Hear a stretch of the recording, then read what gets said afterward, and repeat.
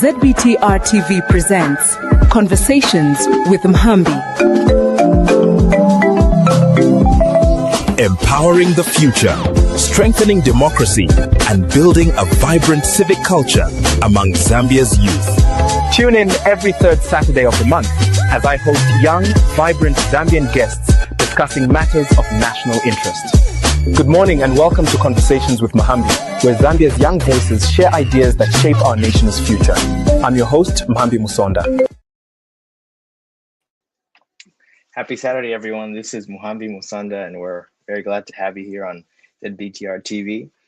We have a special today. We're excited to have Moses Nyambe from the Make Zambia Great movement.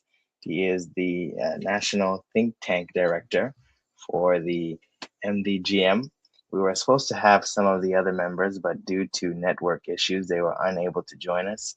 So we're excited to have Comrade Moses. Comrade Moses, how are you? Good, and how are you, sir? I'm doing well. I'm doing well. So thank you again for you joining us.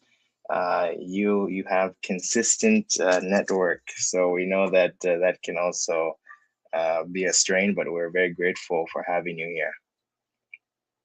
No, thank you for having me, sir. No problem. So just tell the audience a little about, excuse me, just tell the audience a little bit about who you are and how you got involved in the movement, the Make Zambia Great movement. Okay, thank you very much once again for having me. My name is Nyambe Moses.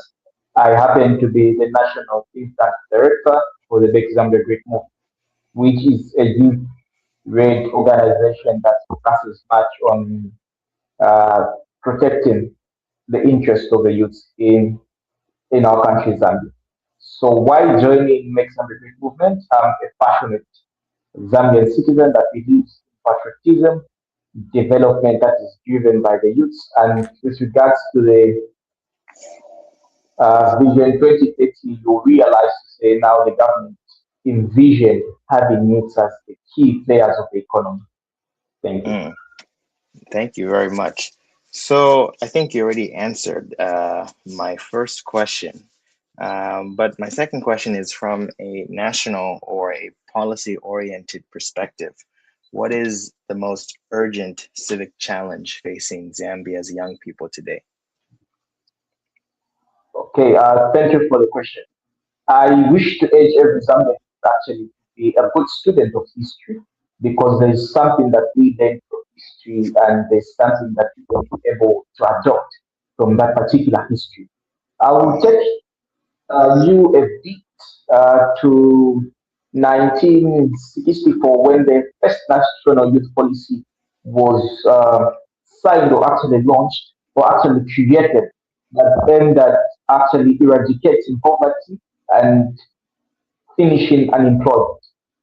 Fast forward to 2006 when we had the Millennium Development Goals, and you may realize that most of those goals we didn't actually achieve them, as coming about the SDGs that we currently have here. Fast forward to 2015, we had another national youth policy, but the most critical thing and something that I love about the 2015 national youth policy is that it acknowledges the fact that we have a skill mismatch, okay, between the skills that the industry needs and the skills that we acquire from our learning institutions. Fast forward to 2024 national youth policy, then now we see now they bring about more issues on board, like job creation. They introduce the multiple sectorial fund.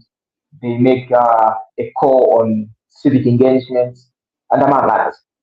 Back to the question. When we try to analyze the current national youth policy and the current related goals that we have with regards to the youth, you realize to say we have a number of things, but rather I shall summarize them to three, because I believe these three are cardinal to have a prosperous Zambia that we actually want. The first point or the first challenge that Zambian youths today face is political marginalization. You may realize, or have you ever imagined having a president that is below the age of 35, because one, the mind is still fresh. These guys clearly understand. And statistics actually have proven to say we have more youths than the older people. And with regards to the national youth policy that defines a youth as a person between the age of 18 and 35. So having someone in this category will be able to understand the challenges that the Zambian youth are currently facing. You may wish to know that as of 2024, we only have 6 members of parliament that are youth, and only one of them is female. And that clearly shows to say there's that marginalization in the political space with regard to the youth, despite them turning out in large numbers during the 2021 general elections. Another issue that Zambian youth today face, a challenge that they face today is unemployment. Okay? Back to the skills mismatch that we have. So how are we going to now bridge the gap? Is now we need policies that we can actually put in place that are going to favor investments in the youth. And we should not treat investment in the youth as an empowerment line. We should treat investments in the youth as a strategic investment platform that the country can leverage on. I think believe this is, these two. yeah, I think I these like, two. no, go on. I think these two now, if we want to expand them more, they are going to bring us to a number of things that I believe should be a topic for another day as we dive deep into a conversation that we can have with regards to analyzing the national youth policy and the status of life of the Zambian youth that we can interact with. Thank you. Mm. My next question is, how does the Make Zambia Great movement ensure that youth-led ideas are taken seriously rather than dismissed as activism? Thank you very much. Before I even answer the question, you may wish to know that the Make Zambia Great movement itself has several innovations in the health sector, in the education sector, that range from dealing with mental health issues, education challenges, because we have inadequate access to materials in terms of our education system as Zambia and as Africa at large. You may wish to know that.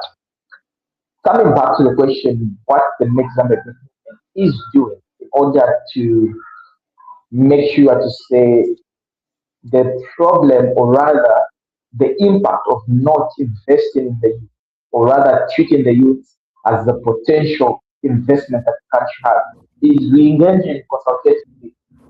We are doing a consultative meeting with NYDC, which is the National Youth Development Council, in which we make sure that we dialogue and form partnership with them so that we create that channel, or rather that pipeline, or rather leverage on the constitutional mandate that those guys have. Mm. I think Yeah. that's very, very, very, very powerful, and thank you so much for that. So going into sort of grassroots leadership, Lusaka, and of course if you can just tell the audience, I know MZGM is based in various areas throughout the country. Can you just tell the audience, which parts of the country that you guys have made, where you guys have set up chapters and bases? Okay, so what the Make Them a Great movement has done in order to make sure to say everyone is brought on board and no one is left behind is we have placed leadership, starting from in the chapter based leadership, institutional based and provincial based leadership. Like my other comrades, you may wish to know to say we have active leadership in Muchinga, we have active leadership in Southern Province, we have active leadership in as far as Northwestern Province. I believe we are moving on the right trajectory with our planting of leadership in all the provinces because, as you may wish to know, that we are a national based movement. So we have touched all the parts of Zambia and we want to extend our reach to all the parts of Zambia. All the parts of Zambia. I like that because it's a nationally based. So, Yes. what practical barriers have you experienced or do many young people experience at organizing at the community level? And how does the Make Zambia Great movement help them navigate these realities? Because you talked about how, you're not, or, there are challenges the young people face about not knowing how to, start at, the local level. So how does the MZGM movement help them?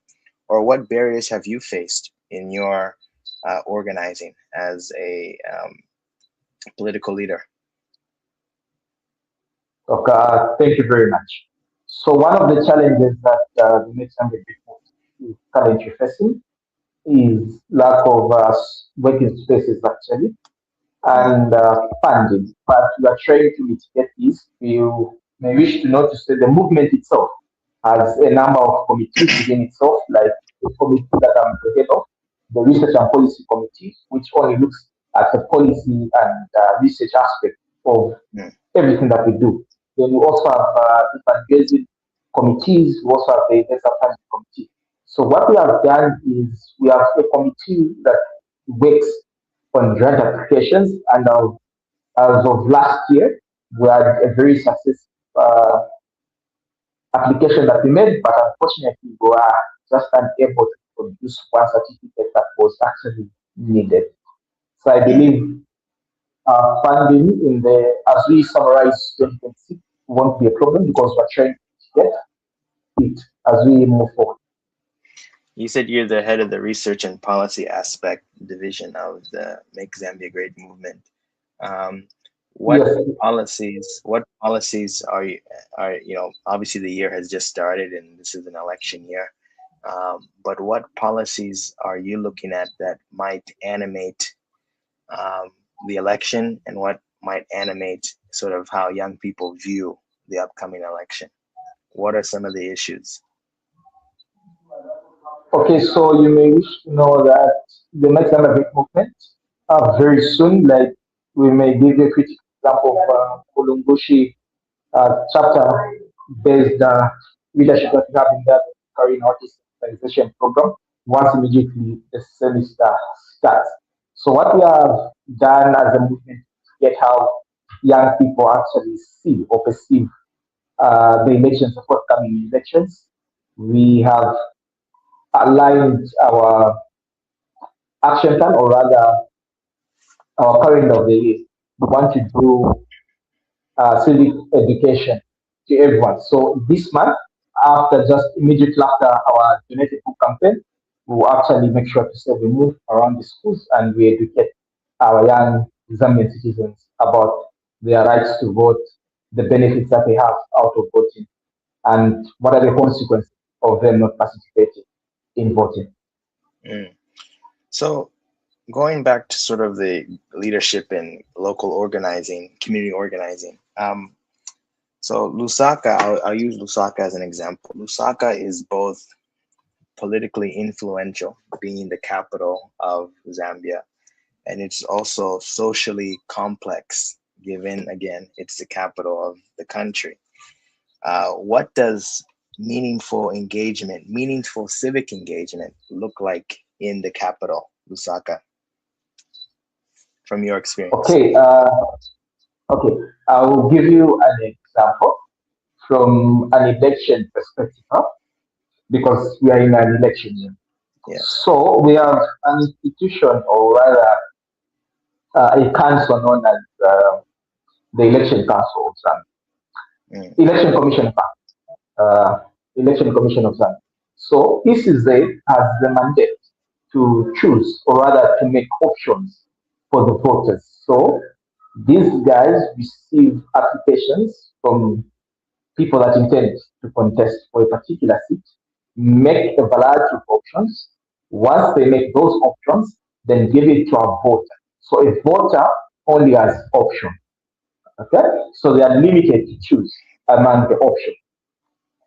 Okay, so let's simply say this is that receives 10 applications for Lusaka City Council here, and they only redeem five candidates as successful candidates that can appear on a ballot. So that means ECZ has more power than vote, okay? Because they are able to make options for the voter, or rather to select options that a voter can have. So how does meaningful participation in civic space look like for Osaka? We have to move from consultative approach of having meetings into a point where someone can feel more intruded and can make decisions that can be documented, or rather make solid decisions. I believe that's a key for Lusaka because, as you have earlier stated, it's politically influenced. And we have a diversity of people and ethnic groups. Mm. So, thank you again for that. I think that excellent, summarization. Um, my next question is, so universities, because again, you said and you mentioned that you guys are going everywhere in most of the provinces. You guys just opened up chapter on Mungushi University. Universities have historically, and I think we can say throughout, not just in Zambia, but in other countries, universities have historically shaped the political consciousness of young people. Um, in your experience as, a youth leader, how are students today engaging civically beyond social media and beyond campus debates? And that might be an easy question, but I'm curious from your experience as a youth, how have you, obviously this is you engaging beyond social media, beyond the classroom, but how do you see students today, young people today in Zambia who are interested in this kind of things, engaging beyond the classroom and beyond social media?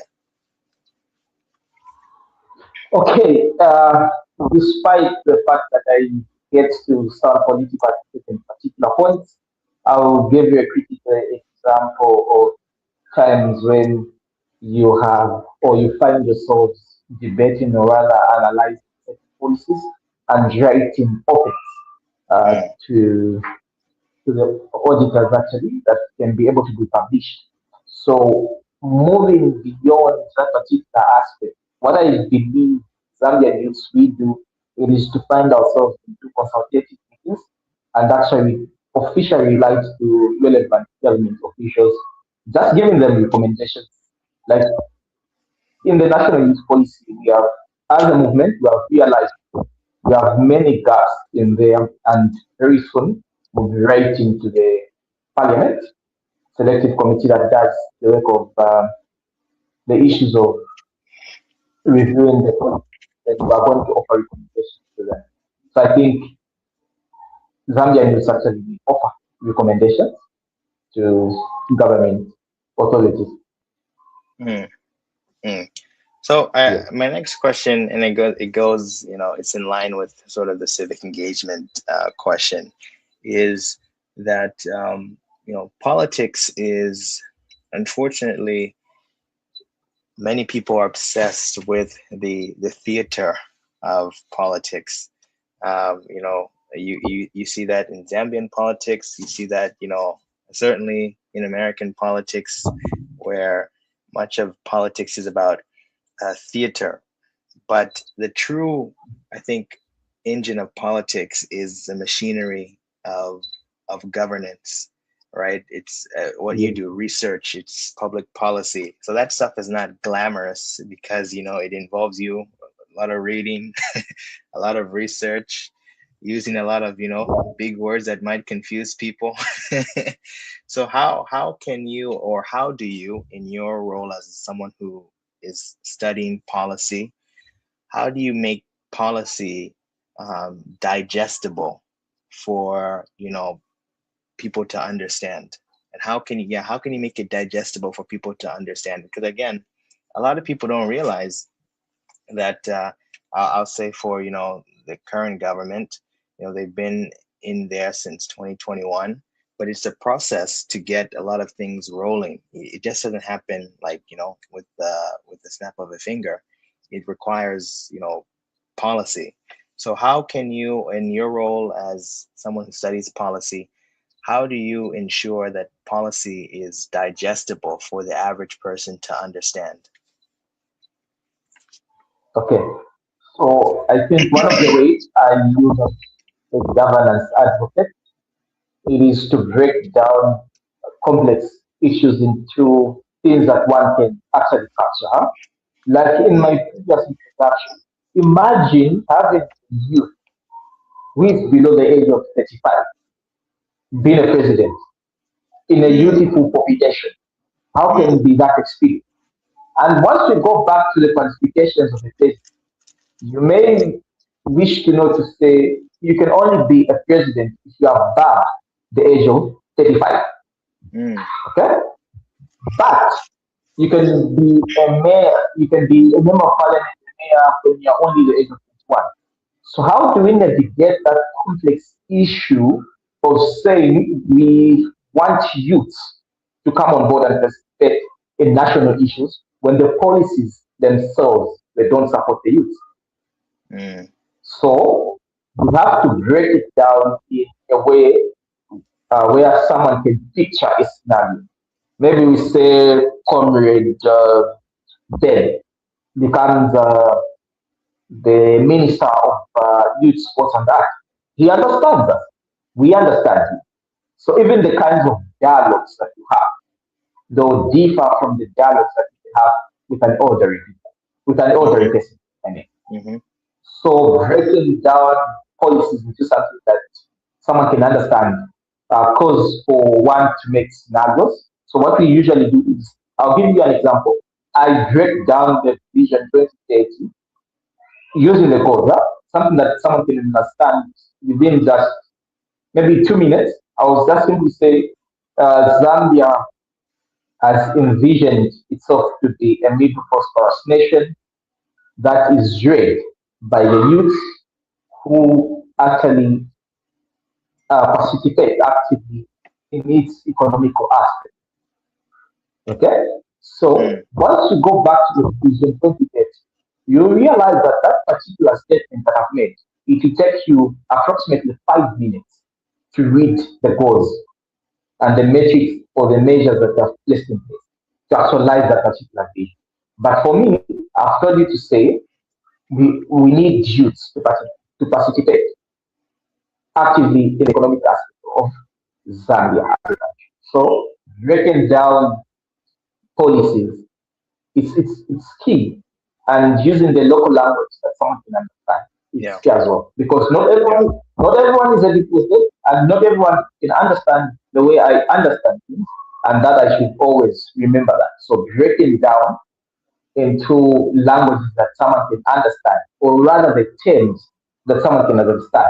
So the terms that we use academically are not the same terms that we use when we are just talking, the usual yes, talk. Huh? yes, So there's a big difference. So you break down those terms, something that someone can be able to understand.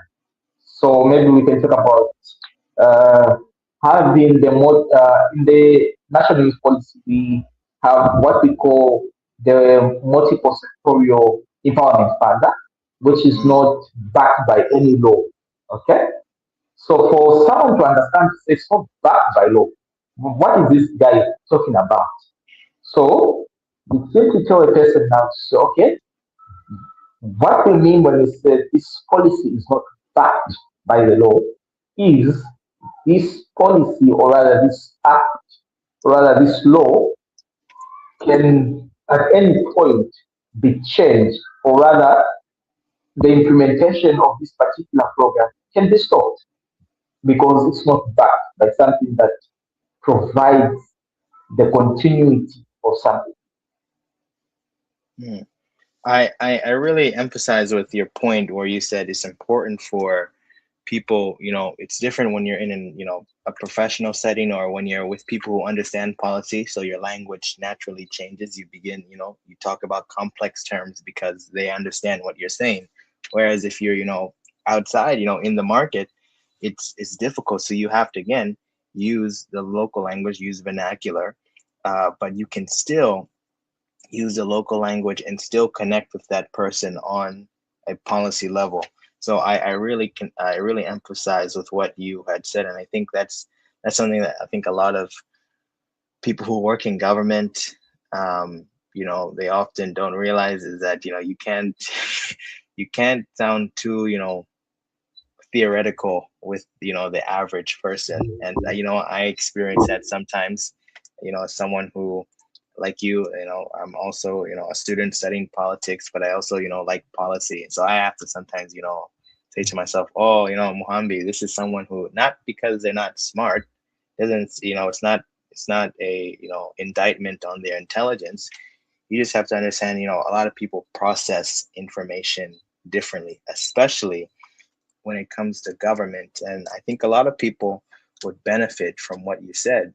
It's about the processing, how you are processing that information that determines whether people will, get it or not. So I think that was a very good point that you made. My next question is, how do you keep young people motivated, or rather, how are you motivated when change feels slow and institutions seem unresponsive? Because I'm sure you've experienced that as someone who's, on the policy front, engaging not just, with policy stakeholders in Zambia, but also engaging with policy stakeholders across the continent and across the world. How do you feel? What keeps you motivated when change feels slow? Because I feel like, and maybe you can tell me I'm wrong as we're heading to this election, I think a lot of people are feeling unmotivated. You saw that in the election results, in Chawama, which was, I guess we can say, was an indictment against, the UPND. A lot of people are feeling unmotivated, and I've tried to explain this to some people in Zambia, and I'm curious to hear your thoughts when they say, well, change is taking too long. Well, you have to remember, the previous party was in government for 10 years. So 10 years is a long time. These guys have only been in government for less than 5. So again, it goes back to the process of public policy. The machine in the theater of politics, everything should be very fast paced, but in reality, the machinery of governance is very slow and it takes time. So how do you feel motivated when change is slow? Okay, I will just give you a simple quote that my policy mentor actually told me. And he said, advocating for forest reform doesn't happen overnight. So you Mm, can recommend for reform today, but it won't happen overnight. It may not happen in the next 2 months. It may not happen in the next 3 months. It may not happen in the next 3 years because not everyone thinks the way you think. yes. And yeah, so one thing that I believe we must do from a political point of view in terms of the African aspect of politics that we have is we have to move away from political propaganda Yes. and embrace the ideology of our founding fathers. And just placing an emphasis on that one. When you come to me, a person that understands development from a perspective of analyzing the time that it can take for you to build a hydro power station, or rather a school, or rather we Mm, say uh, some projects that can take you a long period of time. I will give you an example of one incident about nuclear energy that happened here in Zambia, and mm, they told us to say it can take us over 10 years for them to conduct a research on the impacts, or rather the nuclear energy that we can use. But we can adopt the style that South Africa used. So I believe having a timeline, or rather, when we are sending a message to people, we should actually trace on board the timeline, the expected timeline, or rather the envisioned timeline that a certain particular project can actually get. So I'll give you an example.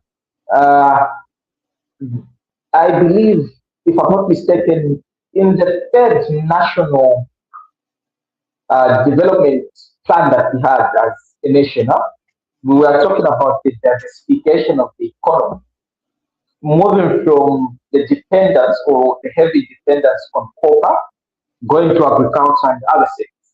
But until now, I can gladly tell you to say statistics show us to say Zambia exports more of copper Mm, than its agricultural produce. So why is it so? Because change doesn't happen overnight. We need yeah. policies that can actually support that diversification. We have to embrace new technology, innovation. And I think for me, I love the attention that Africa has now started to give to innovation because I've seen so innovation is the way to go about. So I believe we are moving on the right trajectory as a country and as Africa, but we must learn on how to communicate and communicate effectively on the time that projects can actually take. Mm. What are so my next this is going my next question is around political culture. Um, how do you cultivate ethical leadership in a political culture where corruption is often normalized? Okay, so I believe on that one, civic education is very important. I will give you a quick example of some of the forms of corruption that we don't realize as Africans. These are corruption. This is an act of Mm, corruption. Let's say going into a shopping mall and you find a queue. So you have seen that queue, instead of standing, you decide to go to the cashier and offer an extra amount of money to her so she can be attended.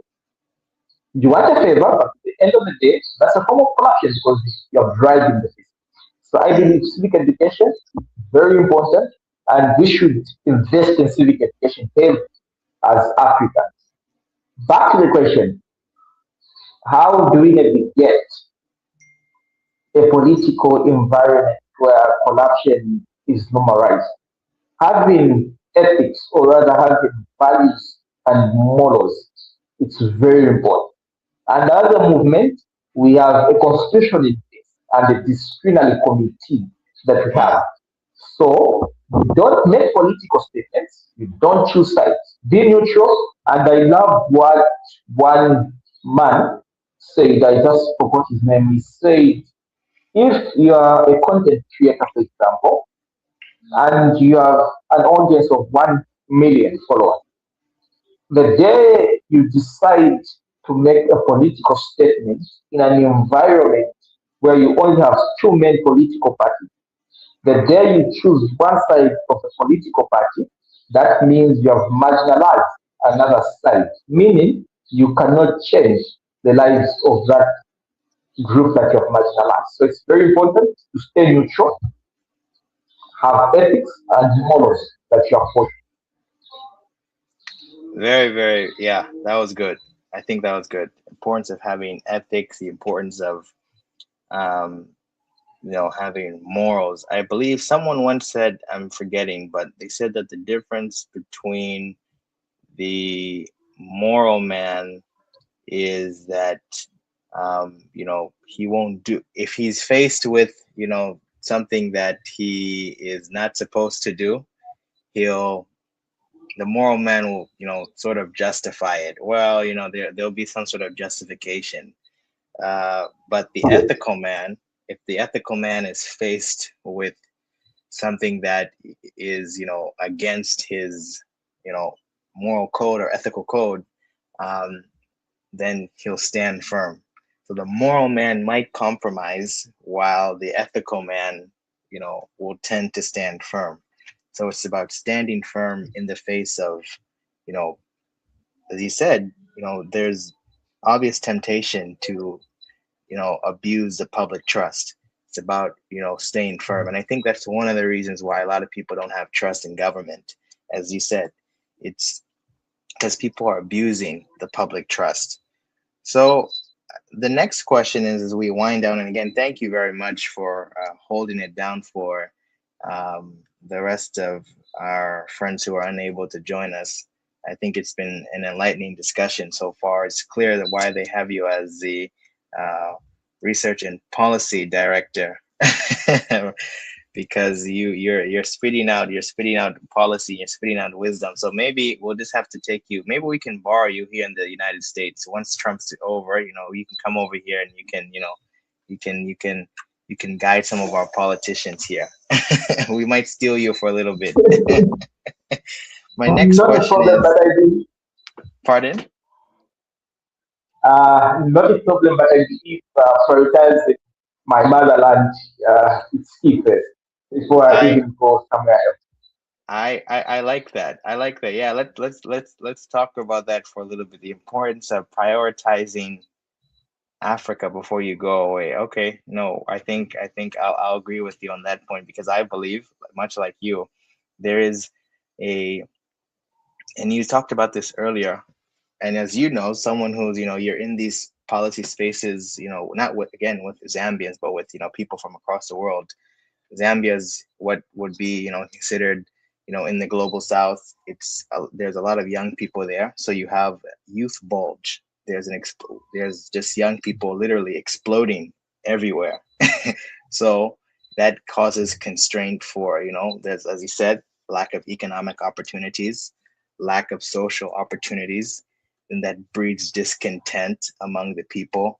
So then that goes to the phrase "make Zambia great." So what does that mean? Because I think that that term can be politically charged. At least I can say, for, people here, maybe since, Trump has gone on, "Make America Great." Like, what does "make Zambia great" mean for ordinary people? Because does that imply that it was never great before? Like, what does that mean in your analysis? What does that mean for the everyday citizen? Make Zambia great. Not again, but make Zambia great. What does that mean? Okay, so I'll give you just a bit of history because I Mm, believe being a good student of history is very important. very important. One of our one of our founding fathers in the year 2006, he sent out a team of people that went out, got views from the then citizens of Zambia. Then Mm, they came back and formulated a document that we live by today, and we expect our politicians as well to live by the Vision 2030. Having Zambia as a middle, prosperous, self incoming nation. And in that particular document, you realize to say everything points at one particular thing to make Zambia great.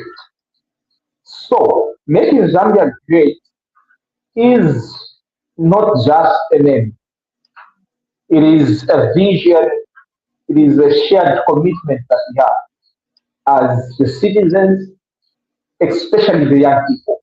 We have to make Zambia great for ourselves, the future to come, and the generations that will follow after us. mm. Yeah, so I believe from that particular end, making Zambia great is a must. We must do it. It must be done, and it should be done, and it will be done by the youth. And I believe if we pitch the unpitched potential that we have in youth today, and Zambia in particular, they shall rise and rise and rise until they become great. I Thank like you. that.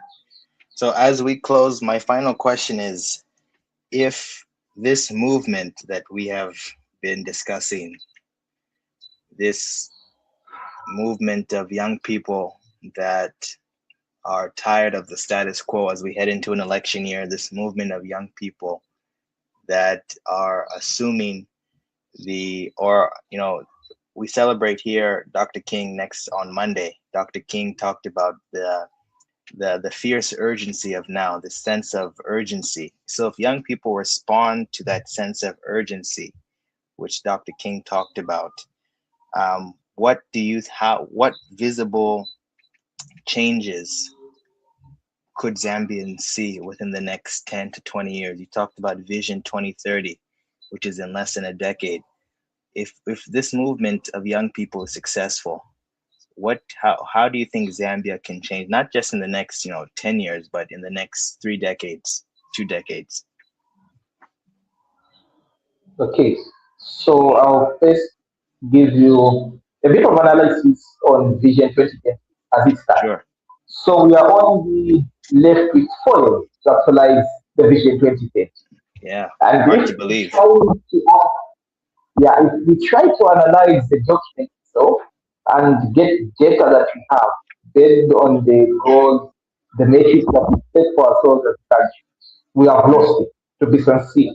We have lost it as a country, and I believe it's the high time we rethink our future, we rethink our direction as a country, and we rethink the investments that we make. And just a bit of a diagnosis on the current 2024 big news, big achievement that we had in the political space with regards to debt restructuring by the current government. I believe those are strategic things. Huh? Those are strategic achievements that we can get today.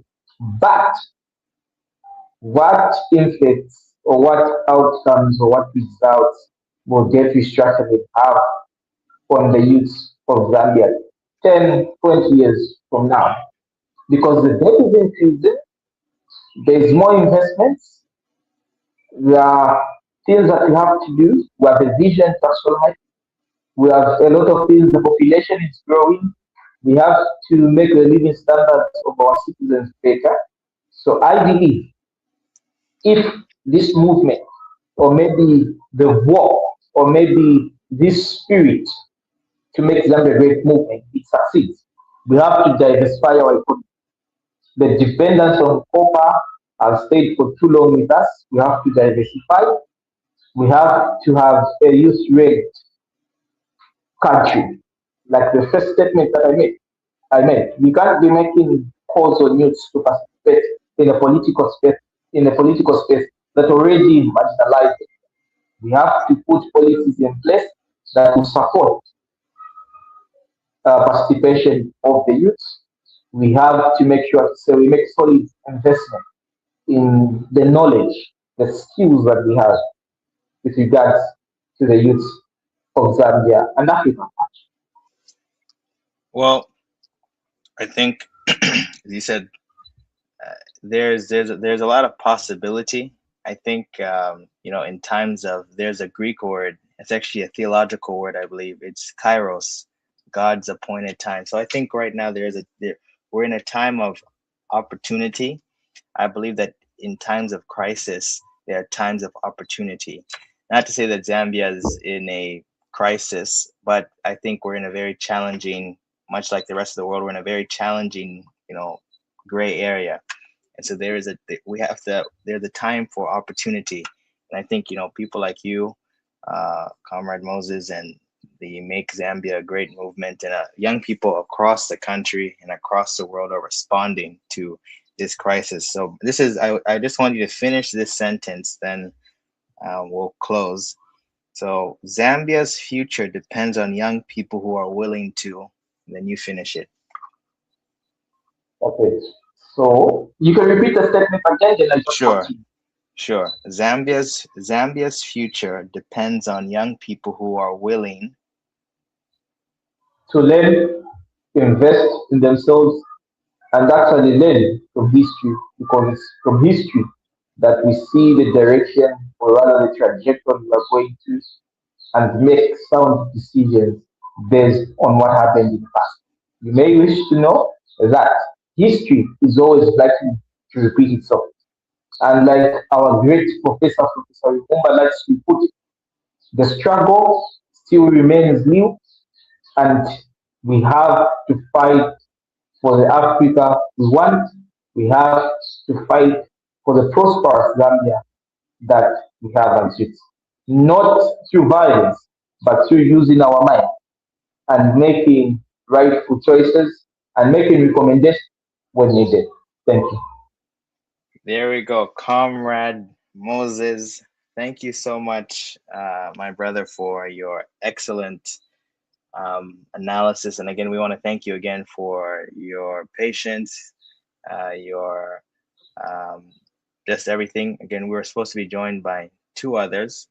Unfortunately, we were not able to have them due to network issues, but we thank you. Your network withheld, and I think this was a very, very enlightening um, dialogue and session. I think the one thing that I would encourage that I've learned is, and I think I was actually having this conversation with someone a few days ago about the importance of learning from history, especially if you're a young person and you want to go into these fields. I think if you're a young person who wants to go, especially if you want to go into some sort of government service or public service, I think it's crucial that you learn from history. The importance of reading books. I remember I was reading again about Dr. King. Dr. King read books. I was in an airport a few days ago, and they had an exhibit on Dr. King. And one of the things that they had was a pair of glasses and actually a book that he used to read. And it was inscribed. He used to write in the margin. So that gives you an indication that he learned from history. Great leaders learn from history, because you said history it often repeats and it often rhymes. So if we learn the patterns of history, we can see where we're going. Thank you so much, Brother Moses, for your time. We really, really appreciate you, and best of luck as you continue to uh, make Zambia great, because it's already great. We're going to make it even greater. So thank you so much for joining us. We appreciate it. No, thank you very much. And as I am going, I wish to recommend everyone to take the humble time, just read a book titled The Future of Democracy in Africa. You can get it from the Make Zambia Great Movement Research and Policy Committee. It will be made available to you in case of African liberty. Thank you. Thank you so much, brother. We appreciate you. Thank you very much, everyone. That was our show for today. I think we all learned something very, very important. That history often rhymes. And I think here you have, again, a group of young people who are obviously just